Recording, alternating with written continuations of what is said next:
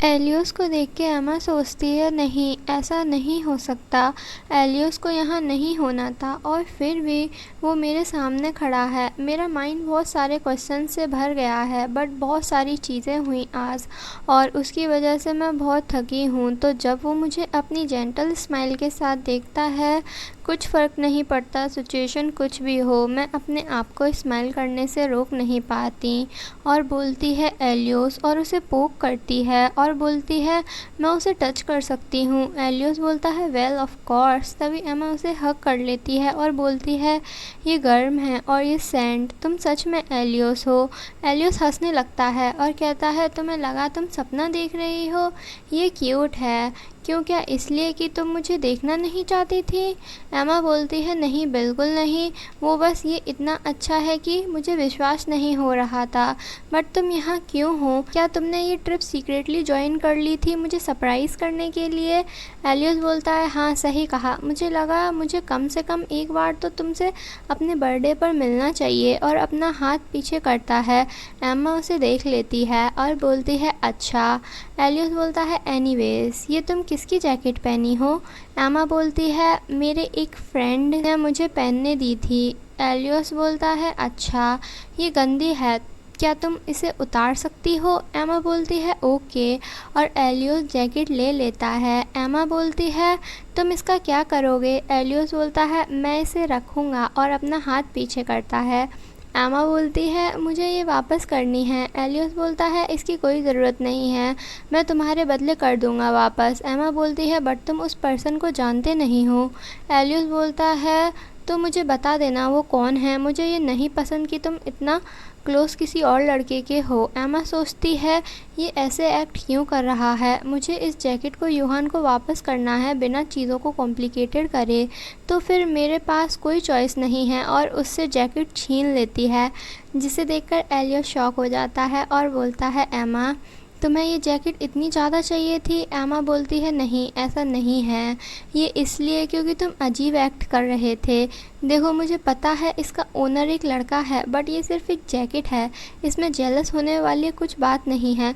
तभी जैकेट देखती है और उसमें होता है खून।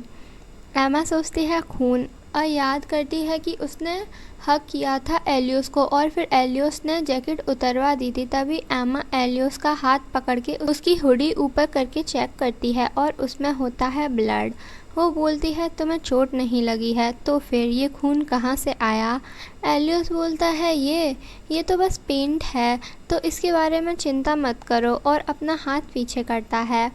एमा बोलती है तुम्हें पता है मैं तुम्हें इतना ऑब्ज़र्व करती हूँ कि मुझे तुम्हारी हैबिट पता है। तो एलियोस मुझसे झूठ मत बोलो, ये खून कहाँ से आया? इसे सुन के एलियोस शॉक्ड हो जाता है। एमा बोलती है तुम अपने बिना जाने अपना एक हाथ पीछे छुपाते हो जब भी तुम झूठ बोलते हो। तुम ये अभी 3 बार कर चुके हो, बट ऐसा क्या है जो तुम झूठ बोल रहे हो? क्या वो कुछ ज़्यादा बुरा है जो तुम मुझे बता नहीं सकते? मुझे फ़र्क नहीं पड़ता वो कैसा भी हो, मैं सुनने को तैयार हूँ, तो प्लीज़ मुझे बताओ ये खून किसका है?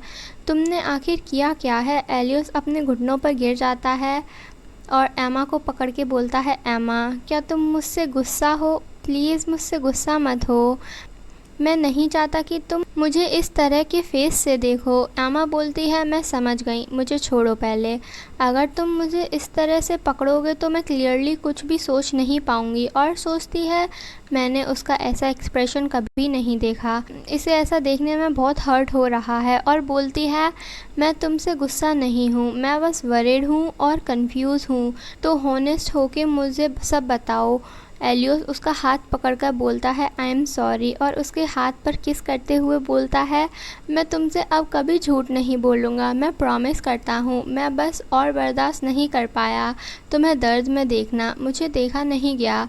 मैंने तुमसे पहले ही कहा था ना, उससे दोस्ती रखने का कोई फ़ायदा नहीं है, उसने तो लगभग तुम्हारी जान ले ही ली थी और आखिरी तक उसे अपनी की हुई हरकत का ज़रा भी पछतावा नहीं था। ऐसे लोगों को दूसरा मौका देने का कोई मतलब नहीं होता, वो सिर्फ तुम्हें और ज़्यादा दर्द ही देंगे। एमा बोलती है तुम्हारा मतलब इस ब्लड का ओनर? तभी एलियोस इनोसेंट फेस बना के बोलता है एमा क्या तुम अब मुझसे नफ़रत करती हो?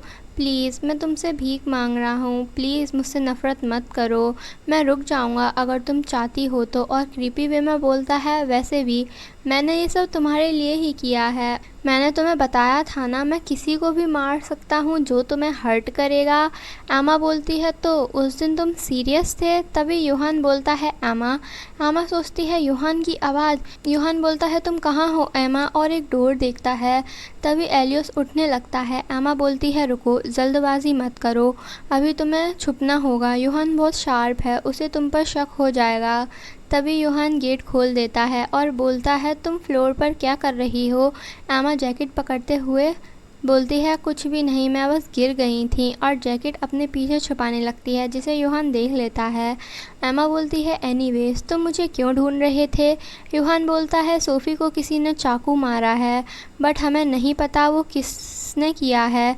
जिसे सुनकर एमा डर जाती है। यूहान बोलता है, वो स्टेवर अभी भी यहीं हो सकता है। और एमा का हाथ पकड़ के उठाता है और बोलता है, तो मेरे साथ चलो, तुम्हारा यहाँ अकेला रहना सेफ नहीं है। एमा बोलती है, रुको, और पीछे मुड़ के देखती है। फिर यूहान के साथ चली जाती है। एलियोस उन्हें जाते हुए देखता है। फिर वो लोग हॉल में आ जाते हैं। यूहान बोलता है, कैसा गया हाना? हाना बोलती है, यूहान हमने सबको बोल दिया है हॉल में इकट्ठे होने को, और एम्बुलेंस अभी थोड़ी ही देर पहले आई थी और सोफ़ी को ले गई। पुलिस भी यहाँ है, मैंने उन्हें बताया यहाँ क्या हुआ था और वो तुम्हारा स्टेटमेंट भी लेना चाहते हैं। यूहान बोलता है, ठीक है, समझ गया, चलो एमा चलते हैं। एमा बोलती है, मैं भी। यूहान बोलता है, ज़्यादा देर नहीं लगेगी, चलो चलते हैं। और उसका हाथ पकड़ के लेके जाता है। हाना उसे देखकर सोचती है, ये पीली पड़ गई है, क्या इसके साथ कुछ हुआ है? ऑफिसर बोलते हैं, तो तुम हो वो जिसने ये क्लेम किया है ये फेक सुसाइड का सेट है, और तुमने ये भी क्लेम किया है कि स्टेवर यहीं इसी एरिया में घूम रहा है। मुझे बताओ, एक इनएक्सपीरियंस कॉलेज के बच्चे इस कंक्लूज़न पर कैसे पहुंचा? यूहान सोचता है, ये तो वही है, मैंने एक्सपेक्ट नहीं किया था कि मैं उससे इस सिचुएशन में मिलूँगा, ये बहुत बुरा है। ऑफिसर बोलते हैं, वेट, तुम्हारा फेस फेमिलियर लग रहा है, क्या हम पहले मिले हैं? यूहान बोलता है, हाँ, नहीं सर, आपने मुझे ज़रूर कोई और समझ लिया होगा। ऑफिसर बोलते हैं, तुम मेरे एक एक्स सबॉर्डिनेट की तरह लग रहे हो, उसका नाम शायद ली। तभी यूहान बोलता है, नहीं, मैं सच में श्योर हूँ, मेरा कोई फैमिली मेम्बर, ग्रैंडमा, ग्रैंडपा और मेरी कैट भी आपसे पहले कभी नहीं मिले हैं। ऑफिसर बोलते हैं, ठीक है, फिर तो तुमने ये फिगर आउट किया कि किसी ने उसे स्टैब किया है और ये सब सेटअप किया है बस इसलिए क्योंकि उसकी हैंडराइटिंग थोड़ी इरेगुलर थी? यूहान बोलता है, मुझे अभी तक और क्लूज़ नहीं मिले हैं। तो हाँ, ऑफिसर बोलते हैं, हाँ, इसलिए मैं बच्चों की नहीं सुनता हूँ। इधर सुनो, अगर तुम्हें पता नहीं है तो किसी की मेंटल हेल्थ का असर उसकी हैंडराइटिंग पर भी हो सकता है। सुसाइड जैसी हालत में, स्ट्रेस में, इस लड़की की हैंडराइटिंग में थोड़ी बहुत गड़बड़ी होना नॉर्मल बात है, लेकिन तुमने बिना कोई वजह बताए सबको हॉल में इकट्ठा कर लिया। अगर सब घबरा जाते और वहाँ अफरा तफरी मच जाती तो उसकी जिम्मेदारी लेते? तुम्हारे पास ऐसा करने का कोई अथॉरिटी ही नहीं है, तुम बस सबको परेशान कर रहे हो। यूहान बोलता है, हाँ, ये सच है, हो सकता है, बट अगर ज़रा सी भी पॉसिबिलिटी है कि सोफ़ी को स्टैब किया गया है और असली गुनहगार अभी भी बाहर घूम रहा है, तो क्या पता आखिर में मैं ही सही निकलूं। और वैसे भी मिस्टर डिटेक्टिव, सच का पता लगाना तो आपका काम है ना? उसका सबॉर्डिनेट बोलता है, सर वो सही है, हमें इस पॉसिबिलिटी को भी कंसीडर करना चाहिए, इतनी जल्दी कंक्लूज़न पे नहीं जाना चाहिए। ऑफिसर बोलते हैं, मुझे पता है मुझे अपना काम कैसे करना है, ये तुमसे सीखने की ज़रूरत नहीं है। ठीक है, अब हमें बताओ तुम क्या जानते हो। फिर यूहान उन्हें सब बता देता है। ऑफिसर जाते हुए बोलते हैं, हम इस मामले की जांच करेंगे, तुम्हारे कोऑपरेशन के लिए थैंक यू। तभी एमा बोलती है, यूहान, मेरा हाथ दुख रहा है, क्या तुम इसे छोड़ सकते हो? यूहान बोलता है, सॉरी, अभी नहीं, और एमा को लेके जाने लगता है। एमा बोलती है, रुको, हम कहाँ जा रहे हैं? यूहान बोलता है, कहीं जहाँ से हम दोनों की बातें कोई ना सुन सके। तुम अजीब एक्ट कर रही हो, जब हम पहले डिटेक्टिव से बात कर रहे थे, जैसे ही मैं स्टेवर को मेंशन करता था तुम फ्लिंच करती थी, तुम्हारी पल्स भी तेज़ हो जाती। वेल, ये ठीक होगा अगर तुम डरी हो तो, बट जब से मैंने तुम्हें ढूंढा है तब से तुम अजीब एक्ट कर रही हो, जैसे कि जब मैंने तुम्हें बताया था सोफ़ी को स्टैब किया गया है। तुमने कैसे नहीं पूछा कि वो ठीक है या नहीं, और उसका हाथ छोड़ के बोलता है, क्या तुम मुझसे कुछ छुपा रही हो? एमा बोलती है, मैं नहीं। यूहान बोलता है, जब तुम मेरी आंखों में देख भी नहीं पा रही हो तो मैं तुम्हारी बात कैसे मान लूँ? एमा जैकेट को स्क्वीज़ करती है। यूहान बोलता है, क्या उस जैकेट में कुछ है जो तुम छुपाने की कोशिश कर रही हो? वही जैकेट जब मैं तुमसे पहले मिला था। सच कहूँ तो तभी मुझे लगा था कि तुम कुछ अजीब बर्ताव कर रही हो, और अभी भी बात करते वक्त तुम उसे छुपाने की कोशिश कर रही हो। मैं बस एक अंदाज़ा लगा रहा हूँ, क्या उसका सोफ़ी से कोई लेना देना है? जिसे सुनकर एमा डर जाती है। यूहान बोलता है, इसे मुझे दे दो, मैं सिर्फ अपनी चीज़ वापस मांग रहा हूँ। एमा डरने लगती है, तभी वो जैकेट पहन लेती है और बोलती है, मैं कुछ नहीं छुपा रही, ओके, तो मुझे अकेला छोड़ दो, और वहाँ से चली जाती है। यूहान सोचता है, तुम ये बोल रही हो, फिर भी तुमने फिर से मेरी आंखों में नहीं देखा, और बोलता है, तुम्हें पता है मैं तुम पे फोर्स यूज़ नहीं करना चाहता था, बट तुमने मेरे लिए कोई चॉइस नहीं छोड़ी। और उसका हाथ पकड़ता है और बोलता है, खून? एमा, क्या हुआ है? क्या तुम्हें चोट लगी है? क्या ये तुम्हारा खून है? बट एमा कुछ नहीं बोल पाती। उसे देखकर यूहान बोलता है, या फिर ये सोफ़ी का है? तुम जवाब क्यों नहीं दे रही हो? क्या मैं सही हूँ? अगर तुम ये कहती कि ये तुम्हारा खून है तो मैं तुम पर बिलीव कर लेता, बट तुम मेरे मुंह पर ही झूठ नहीं बोल रही। वेल, मैं इसे अप्रिशिएट करता हूँ। तुमने सोफ़ी को स्टैब नहीं किया है ना? एमा बोलती है, नहीं, मैं ऐसा नहीं कर सकती, मैं उसे कभी हर्ट नहीं करूँगी। यूहान बोलता है, मुझे पता है, मैं तुम पर बिलीव करता हूँ। मुझे पता है तुम सच बोल रही थी जब तुमने कहा था कि तुमने सोफ़ी को माफ़ कर दिया है, और तुम उस टाइम सोफ़ी को बचाने की कोशिश भी कर रही थी। बट फिर सोफ़ी का ब्लड इस जैकेट पर होना का मतलब तुमने स्टैबर के साथ कांटेक्ट किया था। क्या मैं सही हूँ? वो पर्सन कौन है? तुम उसे क्यों प्रोटेक्ट कर रही हो? एमा पहले तो कुछ नहीं बोलती, फिर बोलती है, मैं तुम्हें नहीं बता सकती। यूहान एमा को दीवार की तरफ पुश करके कहता है, एमा, क्रिमिनल को प्रोटेक्ट मत करो। उसने सोफ़ी को स्टैब किया है। तुम्हें नहीं पता कि वो आगे और क्या कर सकता है। वो एक दिन शायद तुम्हें भी हर्ट कर सकता है, और अगर पुलिस ने तुम्हें ऐसे देखा तो उन्हें लगेगा कि तुम ही स्टैबर हो। क्या तुम चाहती हो कि मैं एक और इनोसेंट इंसान को जेल में जाता हुआ देखूं, जब असली गुनहगार मेरी पहुंच में है तो भी? एमा बोलती है, आई एम सॉरी, मैं तुम्हें नहीं बता सकती, आई एम सॉरी। यूहान बोलता है, अच्छा, तो वो कोई तुम्हारे लिए इम्पोर्टेंट है? कोई फैमिली मेम्बर, कोई फ्रेंड, कोई कोवर्कर, या तुम्हारा बॉयफ्रेंड? जिसे सुनकर एमा फ्लिंच करती है और डर जाती है, जिसे देखकर यूहान बोलता है, ओह, कभी कभी अल्फाजों से ज़्यादा इंसान के एक्शन सब कुछ बयां कर देते हैं। कई बार सिर्फ किसी के रिएक्शन से ही उसके दिमाग की हालत समझ आ जाती है, तो वो ही है।